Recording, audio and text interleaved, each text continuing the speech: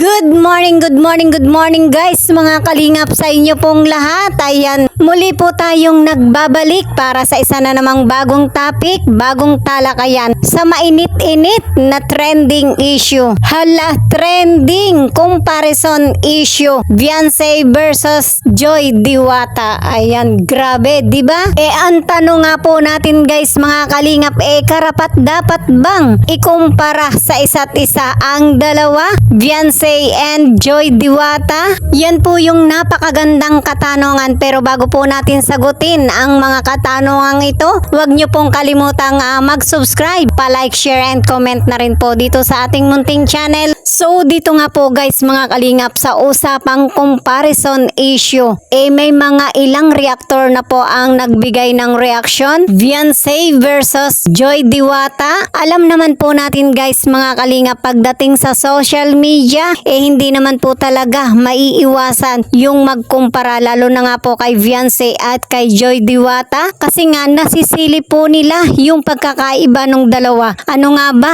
yung meron at wala sa dalawa? At syempre, nararapat po bang ikumpara sina Joy at Beyonce sa isa't isa? Para sa akin po guys, mga kalingap, syempre hindi naman po masama na ikumpara si Joy at si Beyonce, lalo na nga po guys, mga kalingap, kung ang layunin suriin yung kanilang journey, na kung ano na nga po ba yung kanilang kalagayan sa kanilang paglalakbay sa social media. At syempre, lalo pa nga po sa ngayon na trending po sila sa kanilang bagong mundo na kanila pong pinasok, na maging vlogger sa social media sa kanila pong mga YouTube channel na sinimulan. So dito nga po ay talagang hindi po natin maiiwasan na i-compare po sila sa isa't isa, kung saan nakilala nga po natin sila sa isang community sa social media, at dahil nga po sa mga maling hakbang, mga controversial na issue, naiba nga po ng landas si Beyonce, napapunta nga po sa maling community. At dahil po diyan guys, mga kalingap, ay nagkaiba nga po ng community ginagalawan si Joy at si Beyonce. So sa pagkakakilala po natin sa kanila, kung compare lang din po yung atin pong hinahanap, so heto na, alam po natin na sila ay parehong nagsimula sa mahirap. Pareho po silang tinulungan ng kalinga, pareho po silang nagsimula bilang beneficiary, at parehas po silang sumikat, nagkaroon ng maraming mga tagahanga, at nabago ang buhay po nila mula sa kahirapan. At syempre, parehong nakaranas ng matinding pagsubok. Ayan, grabe, di ba? Kahit sino naman po guys, mga kalingap, bago pa makamit yung kaginhawaan, katakot-takot naman pong mga pagsubok pa yung ating daranasin, di ba? Ngunit sa paglipas po ng panahon, magkaiba ang naging landas po na tinatahak po nila. Kaya naman po ngayon, ang tanong ng maraming mga taga-subaybay ay bakit po ba magkaiba ang naging direksyon ng kanilang buhay, matapos po silang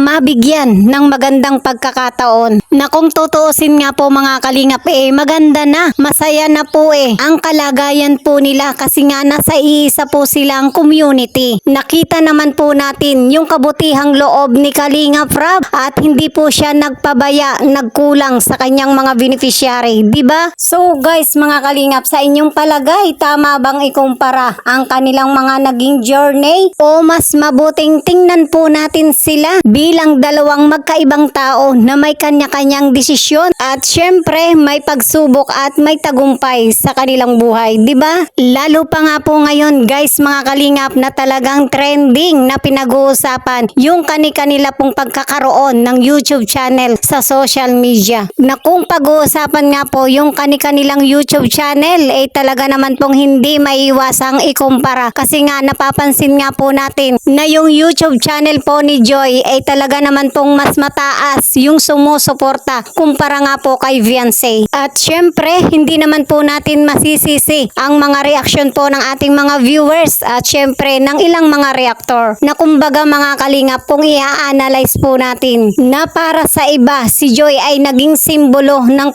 pagtitiis, nanatili sa gitna ng mga pagsubok pero nanatiling niyakap yung paglingap ng kalingap, 'di ba? Samantalang si Beyonce naman po ay naging simbolo ng isang taong pumili ng ibang landas na kumbaga po naging dahilan po ito upang mahati ang opinion po ng ating mga viewers. So dahil po dito guys mga kalingap, bilang pampagod vibes na discussion, igalang po natin ang opinion ng bawat isa at iwasan po natin yung personalan, 'di ba? Kung saan hindi po ito para magkumpara kung sino ang mas magaling o mas mabuti, layunin lamang po nating pag-usapan ang kanilang mga pinagdaanan. At syempre, kung ano pong aral ang maaari pong mapulot ng bawat isa po sa atin. Kung saan ang tunay na sukatan ay hindi po yung kung sino yung mas maraming supporters, kundi kung paano po nila ito ginagamit ang pagkakataong ibinigay po sa kanila upang sa ganun nga po